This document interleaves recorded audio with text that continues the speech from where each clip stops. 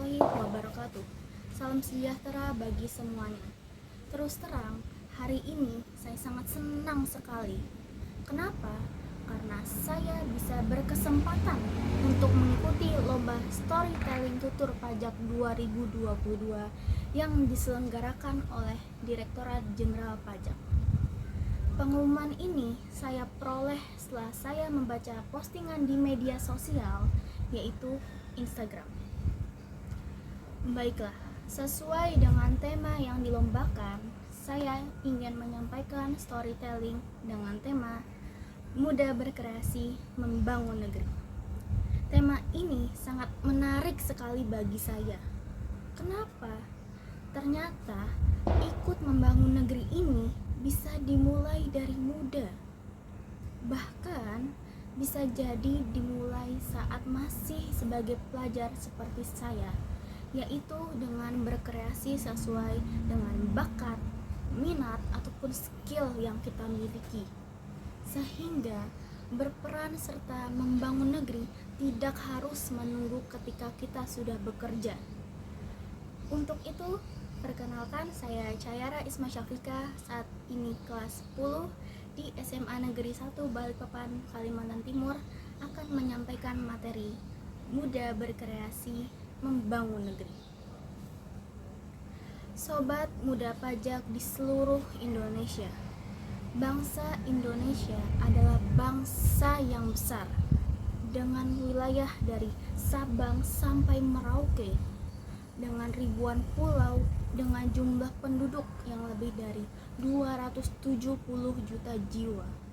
Tentu akan membutuhkan dana yang sangat besar untuk mengelola bangsa ini, baik untuk mengelola sumber daya alam, mengelola sumber daya manusia, menjaga kedaulatan negara, termasuk juga untuk mengelola dalam rangka mencerdaskan kehidupan berbangsa dan bernegara. Oleh karena itu, sumber pendapatan dan pengeluaran negara itu tercermin di dalam APBN. Lalu, dari mana saja sumber pendapatan negara itu? Sesuai dengan peraturan perundang-undangan, sumber penerimaan APBN itu terdiri dari penerimaan dalam negeri dan hibah.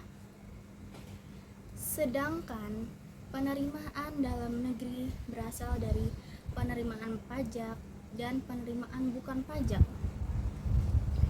Dan ternyata kalau dibanding-bandingkan antara penerimaan pajak dan penerimaan bukan pajak, porsinya sangat besar untuk penerimaan pajak. Sekitar 70-80% dari total penerimaan APBN. Luar biasa sekali, bukan? Karena storytelling ini dalam rangka Lomba Tutur Pajak 2022 yang diadakan oleh Direktorat Jenderal Pajak, maka saya akan fokus tentang pajak saja. Teman-teman sobat muda pajak, lalu kenapa pajak bisa sampai 70-80% mengisi APBN? Setidaknya dari pajak itulah tercermin pertumbuhan tingkat ekonomi suatu negara. Semakin tinggi ekonomi suatu negara, bisa jadi potensi penerimaan pajaknya akan semakin besar. Kalau diambil contoh, pada saat pandemi, dengan banyaknya sektor ekonomi yang turun dan pemberian insentif pajak oleh pemerintah, maka penerimaan pajak pun juga mengalami penurunan. Alhamdulillahnya, saat ini ekonomi negara kita mulai tumbuh kembali, ditandai dengan penerimaan pajak tahun 2021 kemarin mengalami surplus. Memang ada banyak nada-nada sumbang kalau mendengar kata pajak. Bermacam-macam anggapan soal pajak. Tapi bagi saya, pajak itu ibarat kontribusi kita dalam bernegara dan bergotong royong. Sekecil apapun pembayaran pajak kita, itulah wujud kecintaan pada negara dan bahkan sesama. Loh, kok bisa? Karena sesuai peraturan perundang-undangan, tidak semua orang dikenakan pajak. Ada aturan-aturan tertentu siapa saja yang bisa dikenakan pajak, plus syarat-syaratnya. Tentu ini dimaksudkan untuk memberikan rasa keadilan antara yang mampu membayar pajak dengan yang belum mampu membayar pajak. Sobat Muda Pajak Indonesia, sebagai generasi muda, tentu kita harus mulai melek sejak dini apa itu pajak. Tidak ada yang namanya alergi dan tidak ada niat untuk menghindari. Tahu apa itu pajak, manfaat, cara pembayarannya, dan sebagainya. Dengan mengetahui itu semua, minimal kita sadar kalau pajak itu bagian dari komponen untuk membangun negeri ini.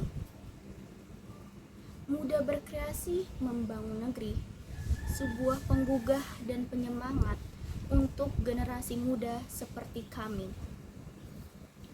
Sebagai generasi muda, tentu bukan saatnya untuk berhura-hura. Tidak terlena dengan mengatakan, mumpung masih muda.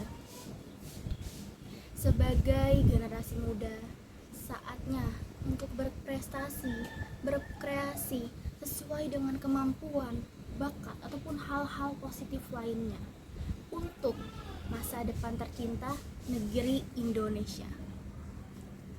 Saat ini begitu banyak informasi yang dengan mudahnya kita dapatkan. Tidak ada kata tidak kalau mau berusaha. Yang pengen sekolah, ada banyak beragam beasiswa. Yang ingin menjajal kemampuan akademik, ada banyak kesempatan ikut lomba ataupun olimpiade. Yang ingin berkreasi di bidang non-akademik, banyak kesempatan untuk berlatih ataupun mengikuti kompetisi. Karena selain prestasi di bidang akademik, akan sangat lebih baik apabila kita mempunyai prestasi di bidang non-akademik, sehingga bisa untuk menunjang masa depan kita.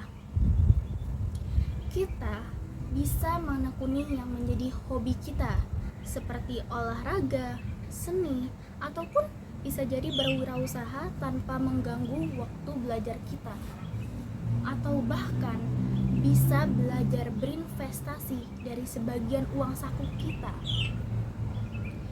Dengan mengenal berwirausaha ataupun berinvestasi misalnya, maka kita bisa tahu ternyata saya sudah bayar pajak loh. Contoh kecil, ketika kita menabung di suatu bank dan mendapatkan bunga simpanan, ternyata ada potongan yang namanya pajak. Sobat Muda Pajak Indonesia, memang tantangan ke depan akan semakin kompleks. Tidak hanya menyadarkan kepada masyarakat luas akan pentingnya pajak dan kesadaran untuk membayar pajak, tapi penting juga untuk mengelola dan kemudian mentransfer kembali uang pajak untuk pembangunan demi keadilan dan kesejahteraan masyarakat Indonesia. Sehingga mari kita sebagai pelajar untuk terus belajar, raih prestasi baik yang akademik maupun non-akademik. Karena apapun prestasi yang kita raih, insya Allah akan bermanfaat bagi masa depan kita. Sobat Muda Pajak di seluruh Indonesia, kiranya cukup sekian dari storytelling dari saya. Mohon maaf atas salah kata dan salah penyampaian. Dan sebagai penutup, kiranya saya akan berpantun dulu ya. Kota Balikpapan banyak gunungnya. Cukup sekian dari saya, Cayara Isma Syafika. Pantun sekali lagi ya, Ibu Bapak. Sawah dibajak biar tanahnya gembur. Dengan pajak Indonesia makmur. Wassalamualaikum warahmatullahi wabarakatuh.